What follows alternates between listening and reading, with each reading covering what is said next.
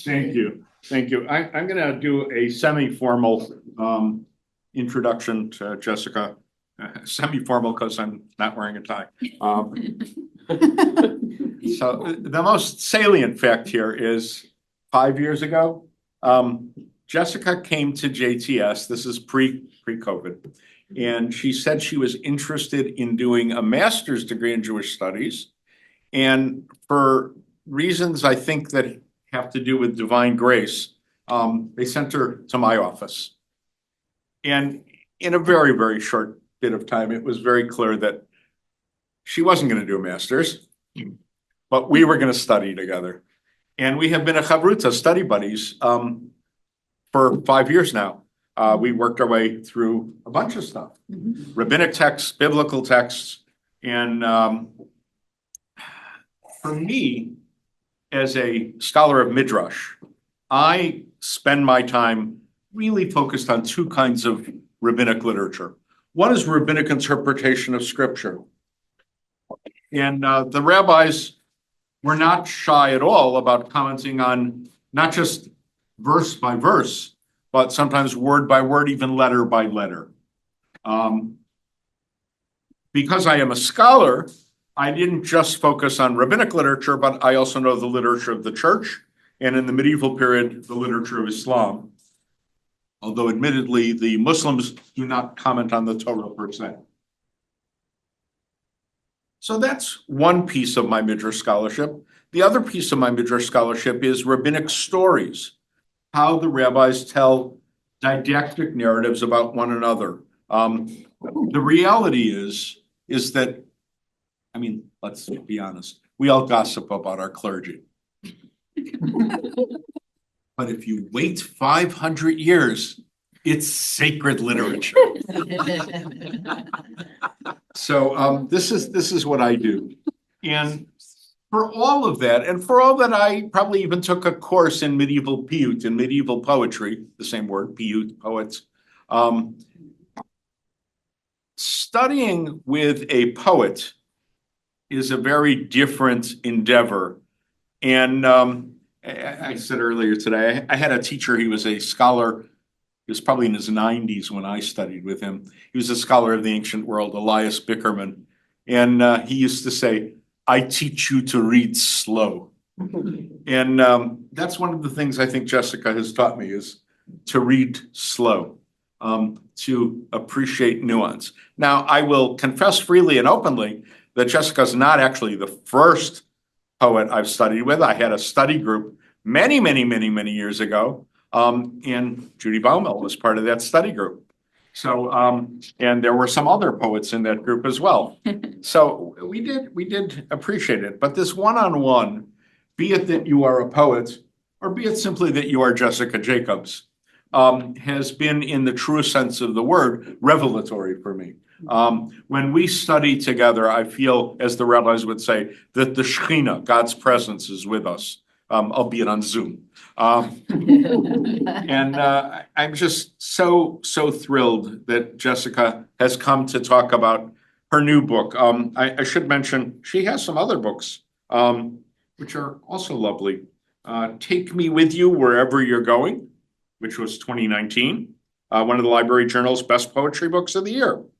Her debut collection, Pelvis with Distance, which is a biography in poems about Georgia O'Keeffe, which I actually read in New Mexico. So it was a wonderful read. Are you still the editor for the Beloit Poetry Journal? Not anymore. Not anymore. Okay. And as we'll find out, she is a restless poet in that she understands that writing poetry is important but lonely. And Jessica has worked very hard to build what she calls, I love this phrase, a poet's hearth. Hearth? Hearth. Hearth. And it's called Yetzirah. So Yetzirah means creativity or creation. And there is a famous medieval book called Sefer Yetzirah, the Book of Creation, which will teach you the mystical secrets of how to create on your own. And I mean, the good news about Jessica, she already knows how to create on her own. But because this book, like many ancient Jewish poetry books, is built around the Torah reading cycle, she starts quite naturally with Yetzirah, with creation. So, Jessica, I want to invite you to talk a little bit about why Yetzirah? Why did you do it, and what were the motives that made you feel the need for a place for Jewish poets to gather? Yeah. Well, first off, thank you all for being here and Zoom. And I just want to say, I definitely did not write this book alone. And I mean, Bert, you were so very much a part of it. And when Bert and I first met, we were sitting down to lunch at Pastici, actually, where we just had dinner. And Bert, and I said, well, what is it like to teach the same text over and over and over again? And he said, well, every year my students bring something new to me. And I said, oh, is it the sod, like the secret, level of interpretation? And he said, no, it's the peshat, like that plain meaning is always changing. And I think that one of the things that I'm so grateful, I mean, of many things that I'm grateful to you for is the fact that you could read these texts so many times and still be open to surprise.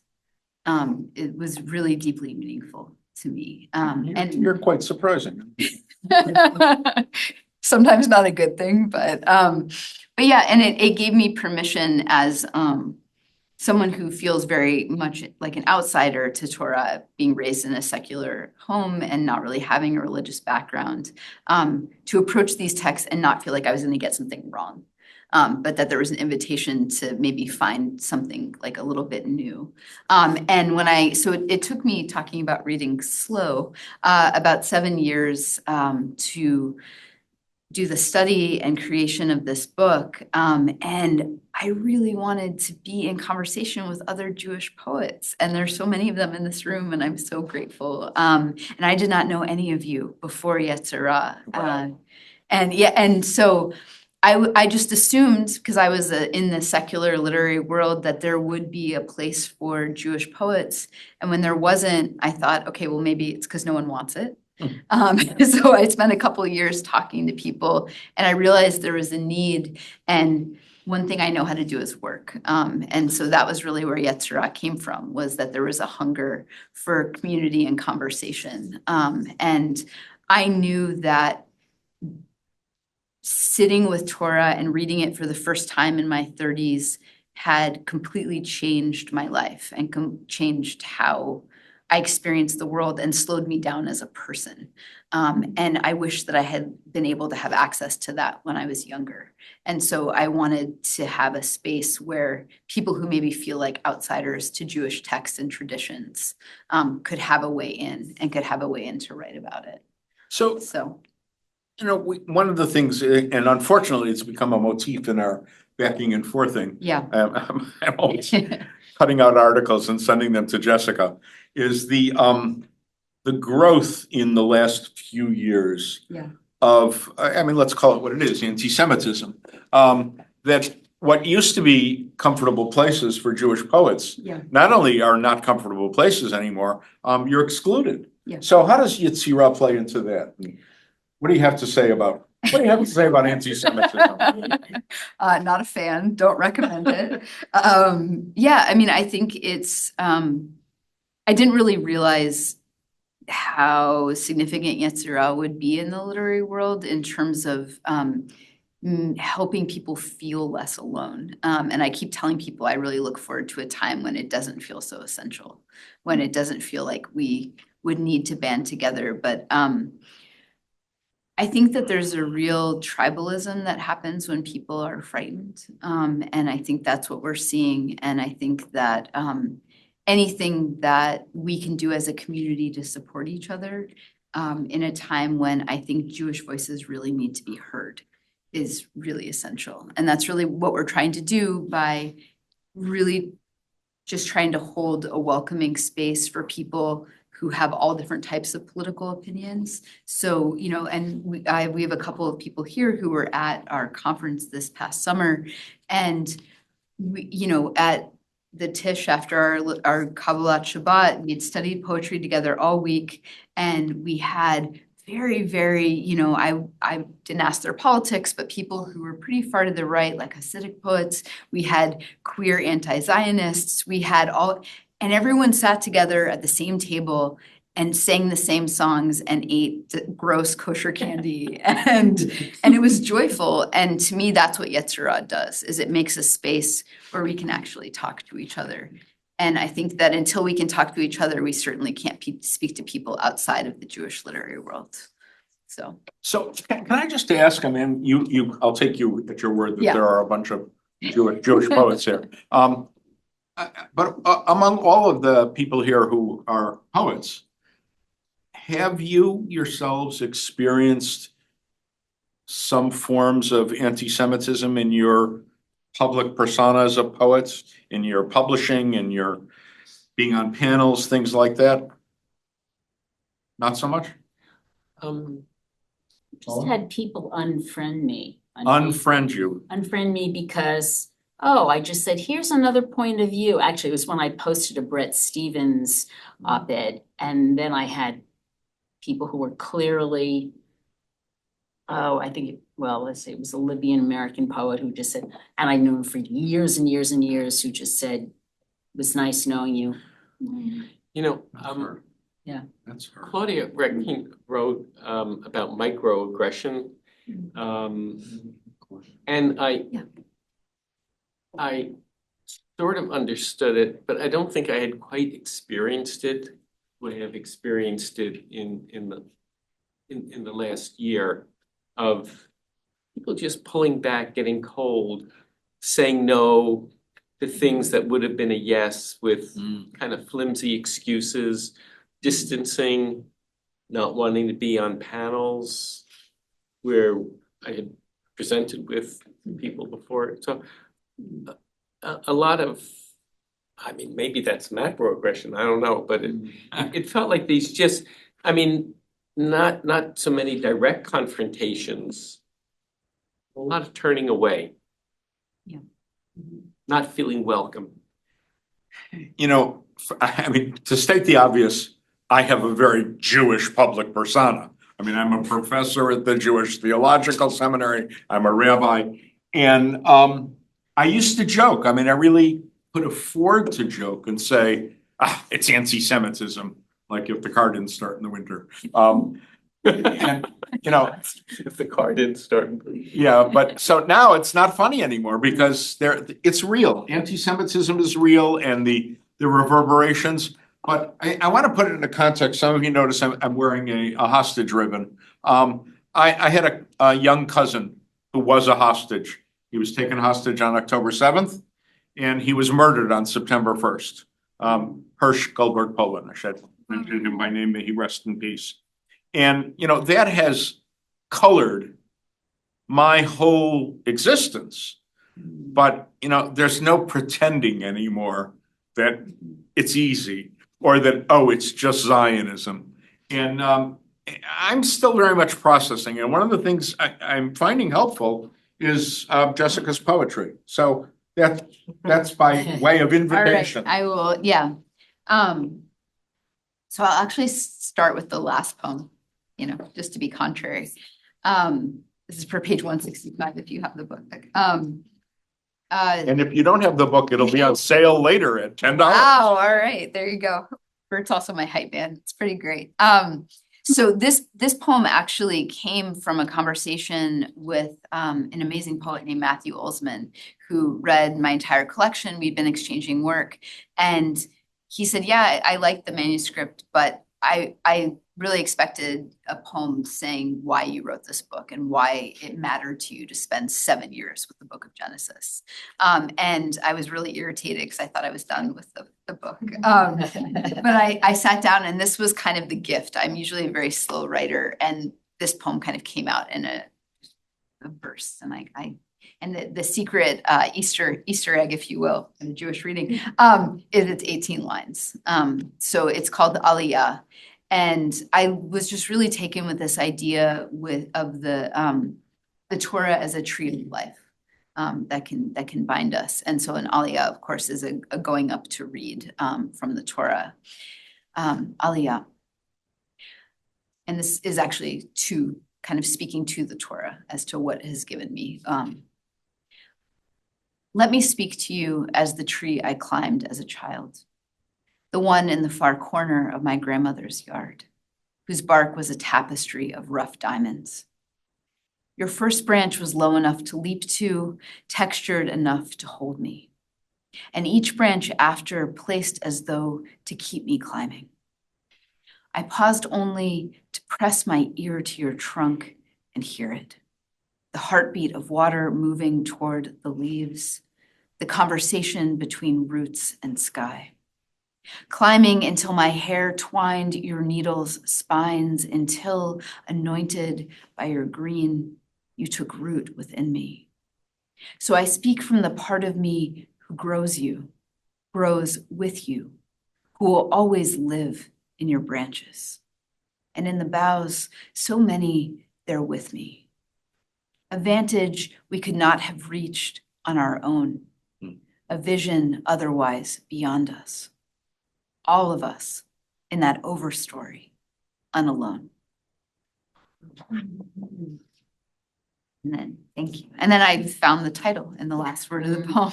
So, yeah. So to state the obvious, hearing you read it is different than reading it at home on Shabbat. You know, I mean, I think for all of you who write, you know that the oral just shifts, whether it's the pause, the emphasis, the breath. And I want to talk about the pause, the emphasis, and the breath. In this case, the breath of God in creation. Because you organized your book and you had a choice, but these are all poems about Genesis, themes in Genesis, and it's organized on the Torah reading portions of Genesis on the annual cycle. So it's, first of all, it's a great companion to have in the synagogue because you can read it while we're reading Genesis, portion by portion. Just as a note, this last week we read Lech Lecha, starting Genesis 12, and next week we move on to Vayera, which I think starts at Genesis 18, something like that. So we're really deep in Genesis, knee deep in Genesis. Later tonight, when we're all done, I'm going to send Jessica home with a book called Yanai on Genesis. It is a collection of a 5th century poet, Yanai, who wrote a cycle on Genesis. And our colleague Laura Lieber collected it and translated it. So you'll have Hebrew text and English text. But in that earliest portion, in the portion called Bereshit, which starts with when God began to create the heaven and earth, we get the story of creation, and then things go a little bit awry. What do you have to say about how, I mean, first of all, it's such an odd way to open a book. About creation or things going horribly awry.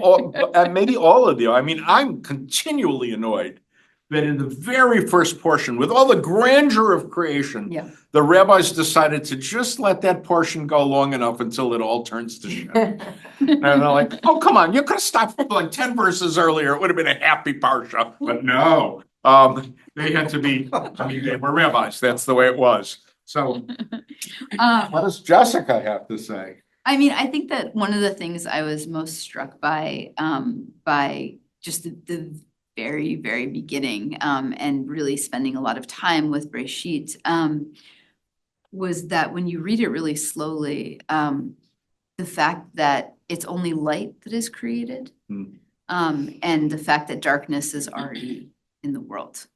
And so it's a question of creating light and then having to separate the light from the darkness. And to me, I kind of take that as if we're gonna be made in God's image, that's probably what we should do, is like, how can we be light bringers and how can we separate those things? And so that's been helpful for me to think about. So let me ask. I think I heard this right. If we're created in the image of God, our job is to be light bringers. Yeah. Because God creates light. Mhm. And darkness is always there, right? And so to So me, does God then not dwell in the darkness? oh, I think God absolutely dwells in the darkness. And actually I sent a message this past week out to the Yetzirah community, quoting Rabbi Nachman. And he talks about obstacles being vapor and mist and a darkness. And to me, the teaching there, and he's talking about like the vapor and mist on Sinai, is very much about the fact that, and then he says, and God dwells in the obstacle. So the obstacle is, Obstacle. right. And so, yes, God dwells in the darkness and in the vapor and in the mist, but those things are characterized by the fact that they do not last.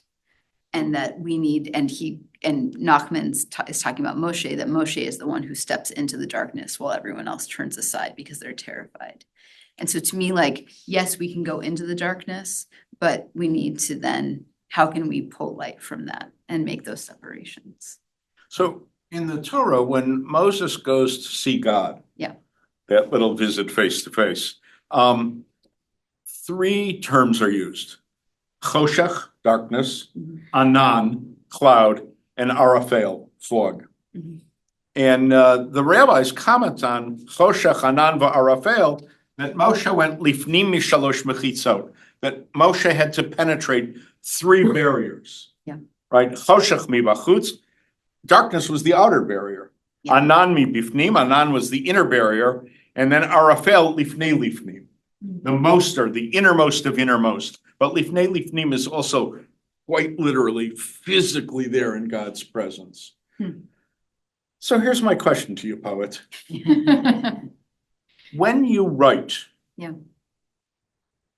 Is God present? I'm particularly thinking of the English term we use to be inspired.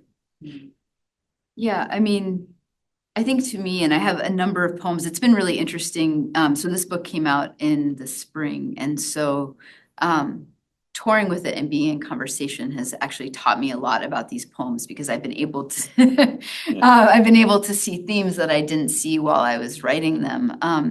And a big one of them was how do we get out of our own way? And to me, that's when God is present as a person and as a poet, is how do I, instead of it's, oh, look how clever I am, Jessica the poet, and more like, how do I learn enough and slow down enough that I can actually become a conduit for something that is way smarter than I am in the everyday world. So this is a hard question because Yeah. I'm hearing it and I think I get it, but part of me here is that that's kind of bordering on hubris, that you are a conduit for God. I mean, Entrapment. yeah, I know. See, but I think that, I mean, and this gets into questions of what is God? How do we understand that? And I mean, to me, my feelings about God, and I can read a poem that kind of talk a little bit about this. Yes. Yeah. Let's get, but not, yeah. Yeah, first but finish. like when I think about the divine, and I don't really know how I feel about God. I guess can I say that here? I think, yeah. None of us do, so. But when I think about like what the sacred is, it's when I am in touch with the best part of myself, which means I can then be present to the best part of other people, like truly present and attentive. And I'm not thinking about myself and how am I doing, but like just actually listening to someone. And so I feel like maybe it's hubristic to think that you can do that, but in those moments, I actually want to be as absent as possible. I'm looking out and there are a number of people here who are psychotherapists who are I kind of think that you are aiming to get your clients to be in touch with themselves. So does this ring true to you too? Is this kind of the experience of? 100%. I absolutely believe you, and we're all conduits. It doesn't feel like hubris. It feels like that's That's what you trained to. That's what we're the here goal. to. That's the goal. Owen, you want to jump into? You have a thought?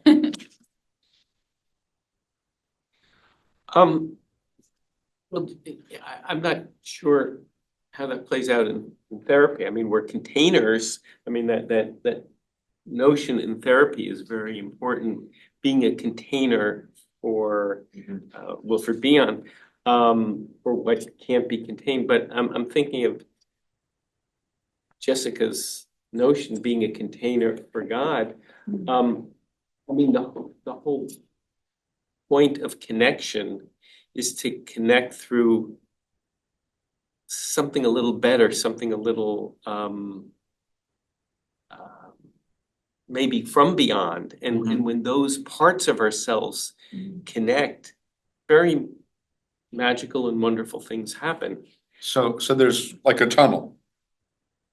Sort of, I just don't think of it, I mean, I don't know how it enters you, I don't know how it leaves you. I mean, a tunnel, you know. I'm taking that metaphor directly from her poem, giving her a cue, so. Oh, okay. Well, and I'll just say briefly that in classical Chinese literature, there's the idea of and then like the Aeolian harp, and so this has been kind of carried over into romantic poetry, but that we become instruments for kind of the inspiration to go through us. And to me, like when I study, when I'm in conversation with other poets, whether in person or on the page, I'm actually kind of crafting the instrument. And so then it's like, that's how something moves through me. And to me, that's how I feel my job as a poet is like how, maybe not being a container necessarily, but how, like, what type of instrument am I going to be for this moment to try to channel something?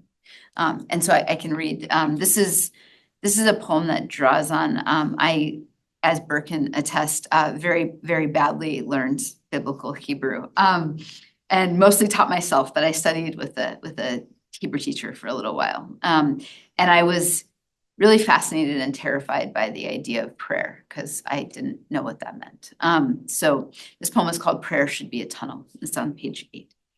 What parsha is this? This is from Bereshit.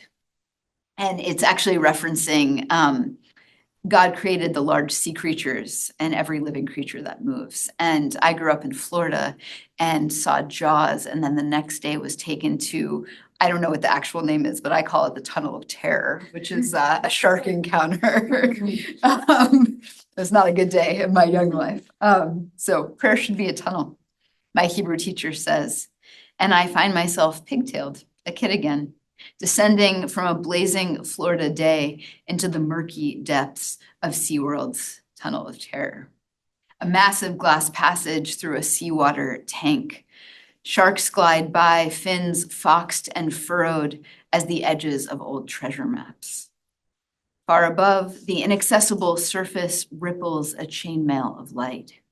Prayer should be a tunnel, she says again, making an O of her hands and pushing it out before her. My teacher, also a dancer, uses her body to create structures in the air. It should take you there, she says. English is not her first language, but by there I know she means God. By tunnel, I think she means conduit, a direct channel in, divine umbilical. A sign in line showed a whale teetering atop one of the tunnel's glass blocks to demonstrate its fortitude, to tell me not to be afraid. But I am. Each shark with its hacksaw teeth clearly meant for me. And it's only a matter of time before one gnaws its way through, bringing all the water rushing in. And what would happen first, drowning or being devoured? For those like me, rooted in terror, a moving sidewalk keeps us in motion, easing us through the eerie underpass, acting just like time, which moves us without the need for us to move, which moves us whether or not we want it to.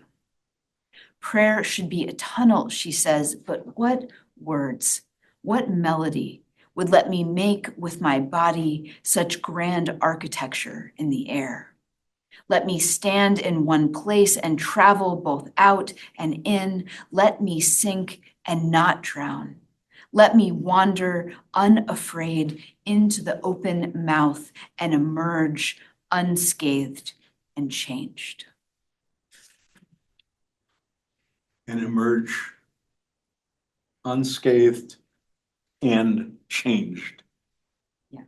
Not unchanged. Oh, no. Changed.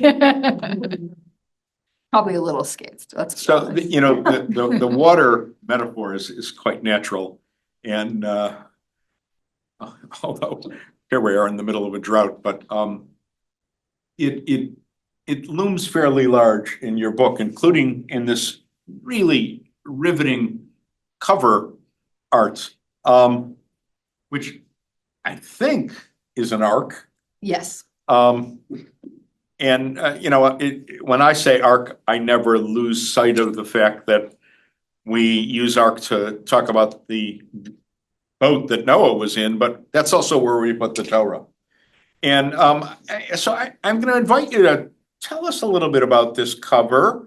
Why did you choose it? What are its implications? And maybe you even have an interesting story about it.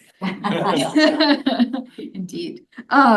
Yeah, so this is actually an installation. It looks like a painting, but it's an installation. You can walk around it by a Japanese artist named Chiaro Shiota. And she went around and had curators around the world. If you look very closely at the cover, these are just thousands and thousands of strings with keys hanging from them. And so she had curators at museums around the world collect these keys. And for her, they were all about memory and so when I began to try to think about what a cover image would be, I really wanted something that had a weaving quality, like an interweaving, the way that I felt like Midrash weaves into the text, but also how these stories had weaved into my own life. And then kind of I hope these poems go back into the world. And two things interesting about this cover. One, there's an amazing book called Fugitive Refuge by the poet Philip Metris, and it came out in April. And Phil is a Lebanese American poet, and he, of his own volition, picked exactly the same image. And the artist's agent did not tell us that. So this book came out in March, his book came out in April, and I was terrified. Phil is like way fancier poet than I am. And I was just like, I'm so sorry. And I found this out in, I want to say it was late November of 2023. So I had just been saying, I really need to not just be speaking to Jewish poets. I'd really like to speak to people outside of just our little world. And I guess the world listened. And it's been really amazing. So he's a Catholic poet, but we've been able to really be in conversation about what's happening in Israel and Gaza, and all because we kind of share this image. And then second thing that where this has really come to take on other meanings is I live in Asheville, North Carolina, and we just experienced Hurricane Helene, which the river rose almost 30 feet above its normal level and wiped out entire towns, both around the river, but then also because there was a lot of rain beforehand, flooded down mountainsides and just completely decimated communities. So it's going to be something that's going to affect where I live and where Yetzirah has had its conference for many years to come. So if I can, do you want me to read a little Noah poem? Indeed. Okay. That's what we're here for. All right. And so, I was saying this when I was at Central Synagogue, when this is page 23. When I read the Noah story, and right, keep in mind, I of course, animals 2 by 2, I was a kid, whatever, I learned about it. But when I actually sat and read the text for the first time in my 30s, the only thing that I could think of was the climate crisis. And to think about this is happening, and the people that this is most affecting are often the countries that did the least to cause it and also have the least means to combat it. And so I felt really bad for people out there, and all of a sudden, like, no, this is in my hometown, and here we are all of a sudden in a drought in New York City, right? And so this is happening to all of us. And the other thing I'll just say is this poem was featured in a podcast that was about different things about around the climate crisis. And there was a theologian talking about small boat theology. Right. So, and I was really taken by that phrase. So how can we instead expand our theology to include everyone? And so you'll kind of hear that in this poem. And the only thing to know is that the Hebrew word teva, which is normally ark, can also mean word. Collective nouns. Word. A word. Word, like a spoken word. Collective nouns. When Noah was still just a man, not yet sailor and savior, God said, "Make yourself a word, for I have decided to silence all flesh." Scraping muscle from a hide, his wife crouched nearby, listening. Without argument or question, without a single signal of warning to neighbors or friends, her husband, that little wind-up toy, God's docile errand boy, complied. He built the word to spec, big enough to hold two of every creature, but too small for her mother, too small for her brother, no matter how she wept. From planks of gopher wood smeared with pitch, Noah built the word and God shut them up in it. Water crushed down from the sky, fountained from the seas, dissolving living dust and breath to reefs of hushed mud. And Noah, a silent man in a silenced world, drifting in a wooden word. With an otter placid as a stole across his shoulders, instead of talking, he lived in his hands, picking nits, troughing food and water, always more water, tending to every walking, creeping, winged thing, to all beings but her. Never lying beside her, never tasting the taste of sleep, his tongue withered to a husk.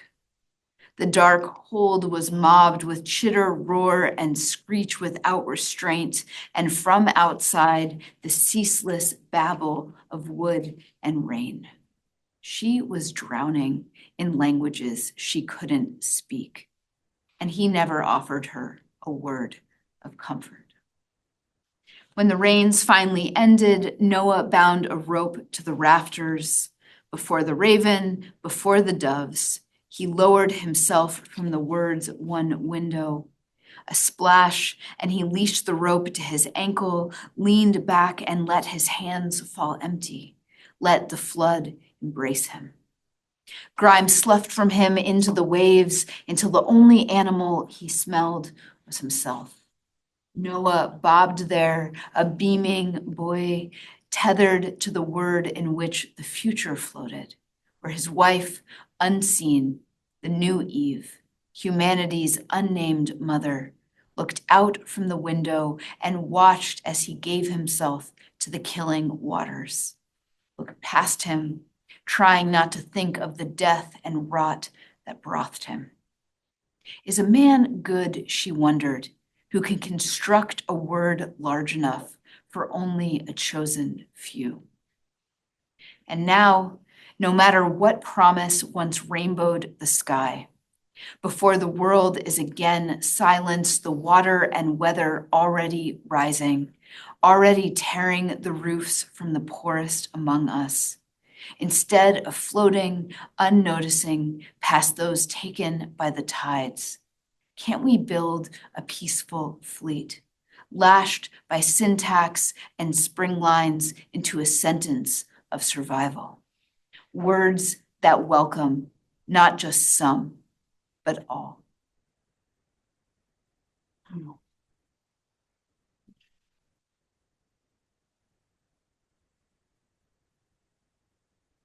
You still can't drink the water.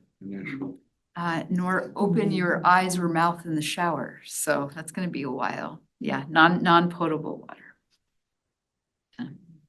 I was joking with Jessica on the way here that I once heard a story about a guy who was in the Johnstown flood. Except that he got flooded and drowned. And he was up in heaven, and there he was at the gates of heaven. And God said, "So what's your story?" He said, "Well, I was in the Johnstown flood, you know." I was like, I drowned, it's true, but I experienced the Johnstown flood myself. And God said, "Well, that's interesting." The guy says, "Well, can I talk about it in heaven?" God says, "Well, sure. But you should know one thing. Noah's there." So, Perspective is helpful, yeah. I recounted over dinner that I was at a conference at Yale University, an interreligious dialogue conference, and the Grand Mufti of Sarajevo, Mustafa Saric, was there with us. And, you know, Sarajevo had this terrible civil war. And I visited Sarajevo, and I can tell you that if you go up on the hill and you look out, all you see are cemeteries. So I asked Mustafa about the experience, and he said, "Actually, I'm going to talk about it. I'm giving, I don't know what the Muslim equivalent is of a Devar Torah, the sermonette, the khutbah, thank you." And so he said his message was brief and to the point. He wanted to talk about the character in the Quran named Noah. He said, and he wanted to talk about Noah from his perspective as the Grand Mufti of Sarajevo, who had buried so many of his own. And he looked around at this group of Muslims, Christians, and Jews, and he said, "Friends, it's raining. And my message to you is simple. We're all in the same boat." And, you know, that's it. That's your message. This is, by the way, I want to reassure people, because now you've heard from the Genesis portion and the Noah portion, that she's reading one, but there are actually many poems for each parashah. So you don't think you're done with the parashah. Which leads me, of course, to the most important of all the parshiot in the Torah, which is the next one, Lech Lecha. And why is the most important? It's my bar mitzvah portion. Very. So, but you know, it has this, I mean, when you're a bar mitzvah kid, I mean, what can I say? I was stupid. I was 13 years old. What did I know? And, you know, I thought Abraham was a hero. Like, wow, look at me. Abraham was a hero. And he had more than one wife, or a wife and a concubine. And I think if there's one person in history I would never want to be, it would be Abraham's son. Just, you know, I once wrote about it as the dysfunctional family of Genesis. But I am kind of interested to hear what you have to say about material in that parashah, and you'll give us a little background maybe too. Yeah, I mean, I think for me, I think part of what had kept me from really reading the Torah when I was younger was I kept picking it up and I was so angered or offended, or, you know, how women were depicted, or all of these things, that I would just kind of set it aside and think there's nothing in this for me. Like, how can there be wisdom here? And what I found was when I slowed down, and even though it's hard for me, I mean, as someone who was trained in literature, I was trained to find flaws in things. So the idea of reading a text as though it's sacred, as though it is without flaw, did not come naturally to me. But there was such incredible wealth to be gained from reading something and realizing that the harder something was for me, the longer I had to sit with it and the more I could learn from it. And for me, one of those stories was the binding of Isaac, because yeah, and I still am not okay with it. Like, that's still not a story. And I spent a lot of time reading rabbinic commentary and midrash, and there's a lot of justifying of, why Abraham was doing the right thing. And I just felt like maybe that story is there not because he's doing the right thing, but because we don't always do the right thing. And so we can learn maybe how to make different choices. And it was very helpful in the last year or so, when we've really been pushed to make statements about what's happening politically. And my feeling is, I'm much more interested in asking questions than making statements. So this poem, this is on page 57, begins with a quote from the philosopher Eric Hoffer. Absolute faith corrupts as absolutely as absolute power. Why there is no Hebrew word for obey. What came later was the real trial, because God knew Isaac would not die, while Abraham climbed the mountain believing he would. With conviction tempered in the fires of his faith, he walked up through the shaded valley, his son resolute ahead on the trail. Behind them, Sarah, Isaac's mother, Abraham's wife, a small darkness in the distance, growing forever smaller. He bound his beloved son, pulled back his legs, wrenched back his arms, knotted his ankles to his wrists, and laid him on that altar like a child falling through the sky. He held the knife, knowing from every animal he'd ever sacrificed how his son would jerk and shudder when the blade opened his throat. The familiar smoke of offered flesh. What came later, even with Isaac alive in the fields, inside Abraham was the knowledge of what he'd been willing to do. When they passed in the tent, Isaac rubbed a remembered ache in his shoulder and never again held his father's eye. Sarah, smelling the imagined ashes on her husband's fingers, the blood in the crease of his throat, turned from him in the night. And on every path, Abraham walked from that day forward, his son as he had been. A small back, barely the span of his hand, slung with the kindling meant for his burning. Seconds from the slaughter of the one meant to carry his line, of the son he'd wanted all his life. Who's to say the voice in his head was God? Judaism is not a faith, but a tradition. And isn't doubt the crux of conscience? Yet what came later on a Sabbath morning, centuries on, was a congregation in Pittsburgh reading this story of Isaac's binding, of Abraham's terrible bind, when a man burning with unquestioning belief entered with a gun and, with no better angel to stay his hand, opened fire, believing the death of Jews would keep our country safe.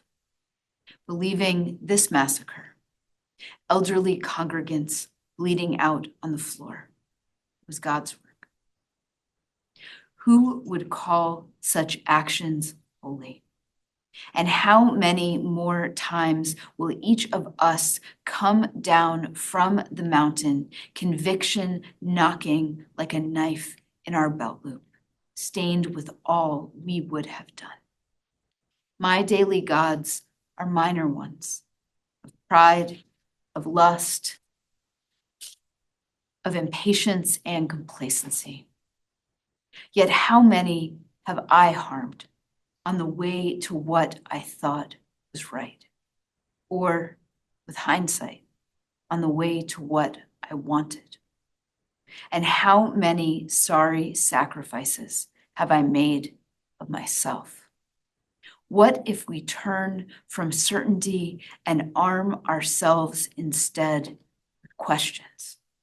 Obey, obey, obey is everywhere in translation. The real word is shma, listen.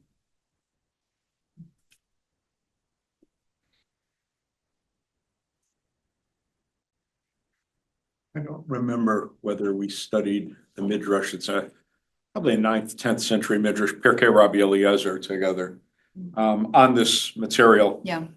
Where Abraham says to Isaac, I mean, this is a rabbinic Midrash.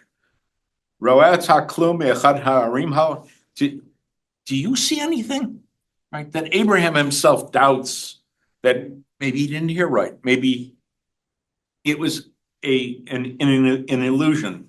And Isaac in turn says to his father, words that just harrow me as much as your poetry does, Abba, kitafeni yafe yafe, tie me up really well. Shema yizdazea gufimi pachat hasakin, lest my trembling from my fear of the knife will somehow invalidate the sacrifice. So pathos is real. You're commenting on a story that is literally thousands of years old and has been commented on endlessly. How do you, as a modern poet, avoid pathos? Or can you embrace it on an occasion like this? I mean, thank you, I guess, for that I mostly avoid it.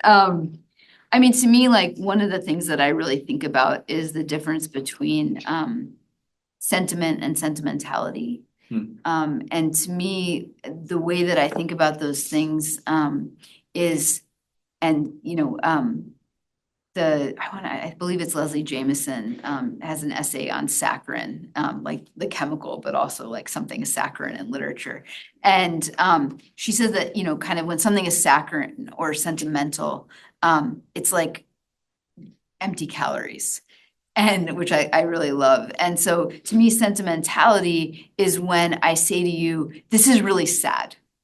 You should be sad now. Right. And that's where, and you're kind of just telegraphing something. Whereas to me, true sentiment or feeling, and then I think about like kavanah, like intention, is I'm going to bring you along with me in such a way where I don't have to tell you how to feel, but I'm going to just like, we're going to have this experience together. And so a lot of these poems came from really sitting with the text and the midrash and like trying to imagine, what was it like to tie up your own son? Like, what did that actually look like? And to me, that's when I could kind of break through like pathos and like just be there, was imagining. And then also that led me to realize this is a man who sacrificed animals a lot. And so this would not have been totally unfamiliar to him. And so each of those moments brought me into physicality with these texts. And I think that's the thing is that a lot of times I think with stories we know really well, we don't actually hear them anymore. And so it's like, how can you find your way into a detail that can surprise you back into being with a story again that you think you know, but find it in a new way? Well, I want to say, having read Unalone multiple times and having studied the Midrash on this particular story, that actually hearing you read it, I found, I was surprised actually how affecting it was. That I was kind of there on the mountain. But you did ask a question that I do want to respond to. Yeah. Some of you in this room know my children. When my kids were infants, this story really sat hard with me. I couldn't swallow it. How could God ask a father to sacrifice their sweet little child? And how could Abraham actually go and obey? Yeah. But then my kids got to be teenagers. Only the story had this incredible recipe. So I just like, I don't really take it lightly, and I genuinely thank you for, the layers of cynicism through which I read that you have restored an innocence and an awe. Which I think for me is really the compliment for Unalone. It has restored awe to my reading of text. Would you like to finish with one last poem? Sure. I have to think of a good, maybe not as sad poem to end with. You have happy poems. I do. They might be a little too obscene to read in this room, so I will not read them, Never. but never. Tell us what page they're on. Yeah, exactly. There's one about taking a run in Provincetown on the queer beaches there, so that is, yeah, it's special. But we're not gonna read that one tonight. Let's do a how to pray poem, I think. All right, we started with prayer, so we'll end there. This is page 163. And so I think it kind of goes back to what I was just saying about, I think that oftentimes writers, we can make the mistake of thinking that we write from like here up. And one of my former writing students, Nicole, is here, and we did a lot of like writing through our senses, right? Like in writing from the body. And so when I tried to think about what prayer was, and I thought, okay, the best way that I can understand prayer is it's trying to connect, right? It's connecting to something outside of yourself. And then I thought, like, when do I feel most connected? And it's when I am out in the woods, it's when I'm going for a run, it's when I'm fully in my body and I can just be present to something like so much larger than I am. This sounds like a manual because it's called How to Pray, but it's really like how to pray. I don't know. So question, you can add a question mark in your copy if you want. Can I also just interrupt? Yeah. I'm looking over her shoulder Yeah, at her book of poetry. yeah. And on many of the pages, she has commentary written on the side, like she's Rashi on her own text. So I'd love to read the commentary one day, but in the I will. meantime, let's get the text. Yes. Well, actually, what's nice is in my first two collections, there's actually edits where I was like, oh, I could have said that way better. So there aren't so many in this book. So I'm just gonna say that's improvement. All right, how to pray. Forget ecstasy, that easy leap outside the body. Our bodies are already up on blocks, listing and unsightly in the yard. No. The way to God is not around the world, but through it. So dig your heels into your heels, flex your fists, your jaw. Then release to become for an instant all ear. Listen out, listen up to branch sawing branch like a giant violin. Listen in, there's your blood's steady loop, the loop. Cue eyes, a seizure of light through the leaves. And tongue, slick of iron from a nicked gum, and once again, your five. Last little tooth on its last little strand, wagging with your breath like a swing. Now nose. Breathe in the dirt, astir as it is with beetles and rot and light-seeking shoots. And finally, be all skin. Like a kid's face pressed to an aquarium window, presence up so hard to the edge of your husk, you're joined with the wind rivering the cool air to silk. Only then should you give yourself to joy. Dive from the twin heights of your eyes, and that tiny pool below, the one you're hurtling toward. It's not God. Well, not exactly. It's you. One breath deeper than you've ever been. One breath closer to the heated, heedful world.